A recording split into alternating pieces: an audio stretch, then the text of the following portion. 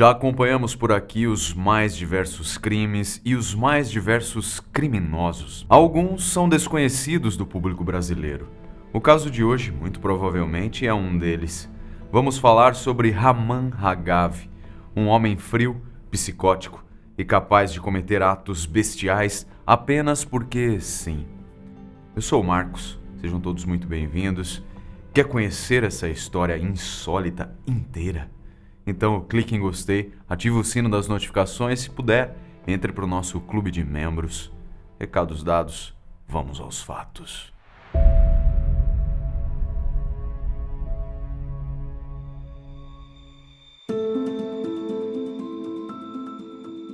Como eu já tinha narrado no caso de Hassukan, uma outra história apresentada aqui no canal recentemente, a mídia indiana não tem aquele faro investigativo que descobre todos os detalhes da vida de um criminoso. Então, sobre Raman Hagavi, sabemos apenas que ele nasceu em Tirunelveli, um distrito do estado de Tamil Nadu, na Índia, no ano de 1929. Sobre sua família, formação e locais em que possivelmente trabalhou, também não se tem notícias. Por isso, então, vamos diretamente aos crimes que ele cometeu.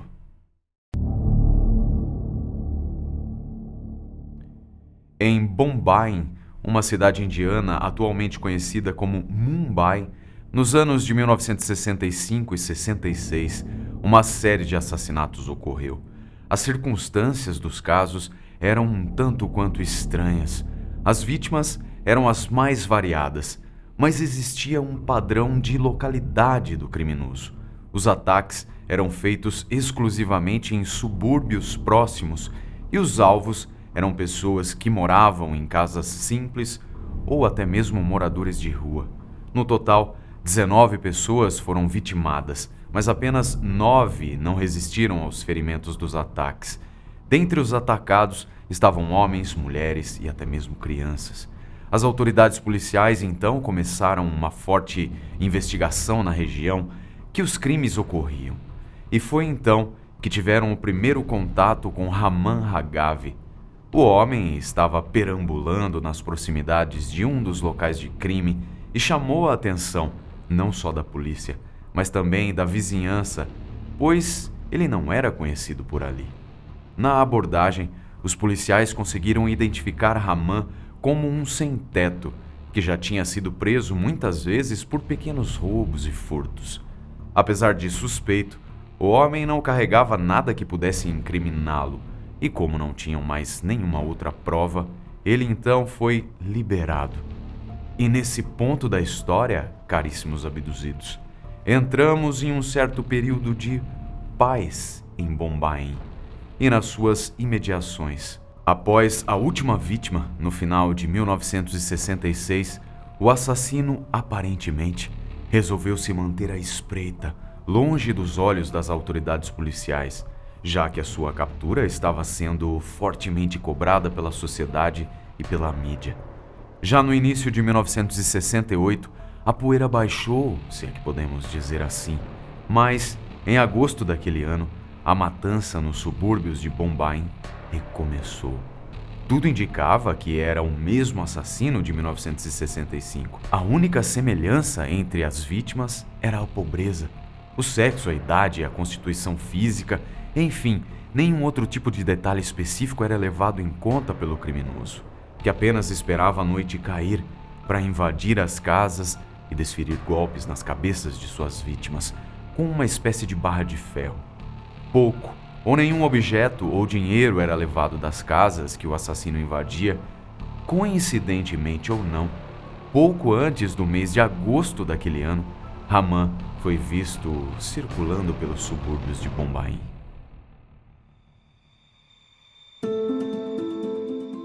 Como não podia ser diferente, Ramakant Kulkarni, um dos policiais responsáveis pelo caso, imediatamente colocou Raman como sendo o suspeito dos novos crimes. Os policiais acreditavam na culpa de Raman nos assassinatos cometidos nos anos anteriores, em 65 e 66. E já que tudo indicava que era o mesmo criminoso nos casos de 68, a caçada a Raman começou. O grande X da questão seria onde encontrar Ramã, já que ele era um morador de rua e mesmo nos registros policiais não constava nenhum endereço cadastrado.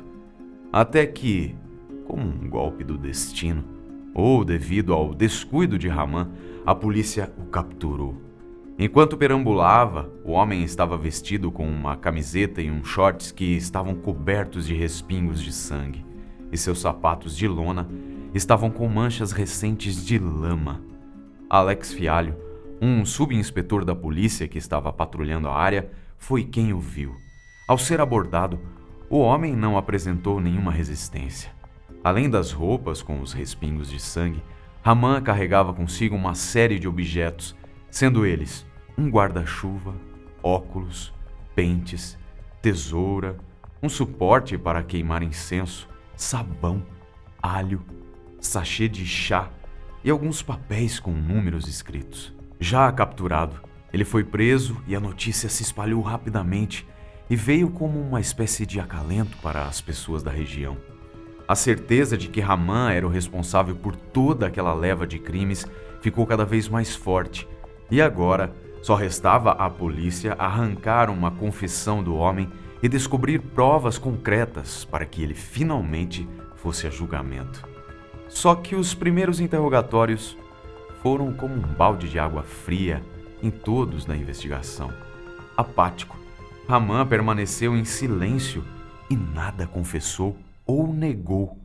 Estaria ele se preservando para escapar mais uma vez, como já tinha feito em 65 e 66?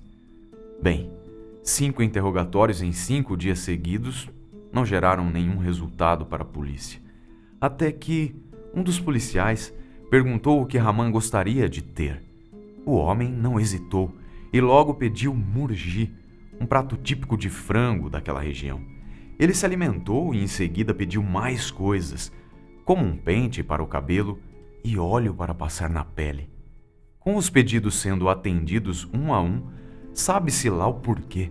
Ramã perguntou então aos policiais o que eles gostariam de saber. E assim, todas as perguntas foram respondidas. Sim, ele era o responsável por todas as mortes de 65, 66 e 68. Com precisão de detalhes, o homem começou a descrever os crimes que cometeu. E aqui, conseguimos alguns trechos que mostram o quão perturbado esse sujeito era. Veja, em Poisar, na estrada de Ahmedabad, viu uma mulher e uma criança dormindo dentro de uma cabana, onde um homem dormia do lado de fora. Bati na cabeça do homem e ele se levantou gritando: "Eu bati nele de novo até ele morrer." A menina começou a gritar, então eu fugi. No lado Malad da estrada de Ahmedabad, vi um vilarejo de alguns estábulos. Um muçulmano barbudo estava dormindo em um catre. A porta da aldeia não estava trancada. Eu bati nele no caminho e ele morreu ali mesmo. Peguei seu relógio de pulso e o dinheiro em seu jaba. Eu também peguei alguns amendoins e uma garrafa, um guarda-chuva e uma tocha. Uma vez em casa, eu retirei o dinheiro do jaba e rasguei para fazer lenços. Alguns dias depois, vi uma cabana na mesma área. Olhei para dentro e vi uma mulher e uma criança. A mulher estava usando um colar de ouro. Eu fiquei de vigília, até que um dia a encontrei dormindo ao lado do seu marido. Cortei o cordão que prendia a porta da frente e bati no homem com uma barra de ferro até ele morrer. A mulher e a criança estavam gritando e eu bati nos dois e os matei. Eu estava pensando em dormir com a mulher, mas alguém estava vindo e eu fugi. Vejam só, após essas confissões perturbadoras, Ramã disse que levaria os policiais até o local onde dormia e guardava as coisas roubadas. Acompanhado por 2 testemunhas que ele mesmo indicou, Ramã e os policiais partiram para Arei, uma floresta próxima a Bombaim. E lá indicou um arbusto onde tinha escondido a barra de ferro que usou nos crimes, facas e outras ferramentas e objetos. Com a confissão, as armas, as digitais dele que batiam com as que foram extraídas do local do crime, Ramã foi finalmente processado e levado a julgamento.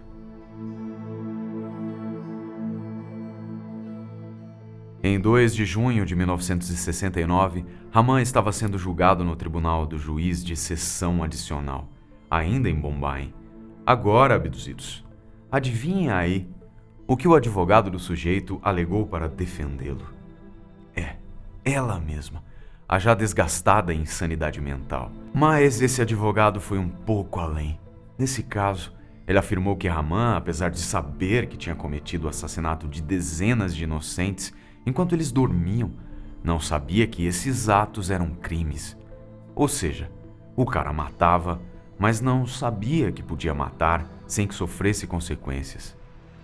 Ele foi longe ou não? E nenhum motivo foi alegado pela defesa. O homem simplesmente matava porque sim. Ele por vezes roubava cá, acolá algumas coisas simples das casas das vítimas, mas existiam casos que ele não levava nada. Bem, apesar da desculpa esfarrapada, Rahman foi encaminhado para um departamento médico da polícia e lá ficou em observação por quase um mês.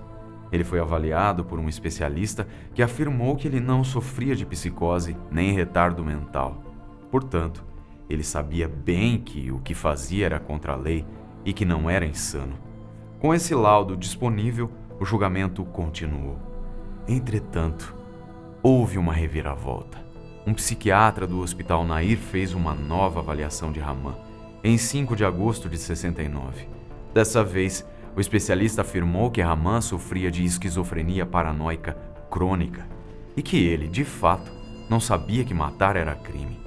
Nas consultas que fez com o tal psiquiatra, Rahman fazia alegações absurdas relacionadas diretamente a sexo e a sua orientação sexual. Como a crença, por exemplo, de que as pessoas estavam tentando mudar o sexo dele e de que elas também o tentavam para que se tornasse homossexual. Mas quem seriam essas pessoas? Ele não disse. Além do mais, ele também acreditava que o governo indiano tinha o levado até Bombai para que ele cometesse esses crimes. Enfim, o cara tinha umas ideias pra lá de absurdas. Se ele estava inventando tudo ou não se pode afirmar. Mas o que você acha? Apesar do novo parecer psiquiátrico, o juiz considerou Rahman culpado pelos crimes de assassinato e o sentenciou à pena de morte. Por incrível que pareça, Rahman não quis recorrer dessa decisão. Entretanto, por lei, o Supremo Tribunal Indiano deveria analisar o caso para verificar se era questão de pena de morte ou não.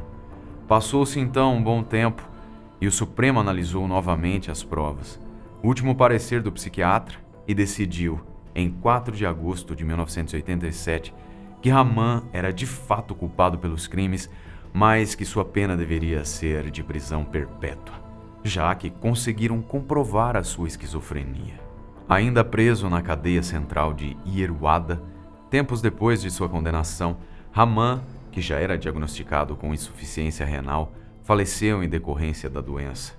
As autoridades policiais indianas apontam Rahman como responsável por 41 assassinatos na cidade de Bombai. Entretanto, em razão da sua doença psicológica, acredita-se que ele possa ter matado muitas outras pessoas. Fato é que Bombai parecia atrair coisas extremamente horripilantes naquele meio e final de século XX. A paz para os moradores da cidade indiana, após a prisão de Rahman, durou pouco mais de 2 décadas. No ano de 1989, outras 9 pessoas apareceram mortas em suas casas com características bem parecidas com as dos crimes de Rahman. Seria um imitador? Pelo sim, pelo não. Esse caso, que foi chamado pela mídia de Stone Man, ao contrário de Rahman, nunca foi solucionado. E esse foi o caso de hoje. Muito obrigado por sua companhia e até o próximo episódio.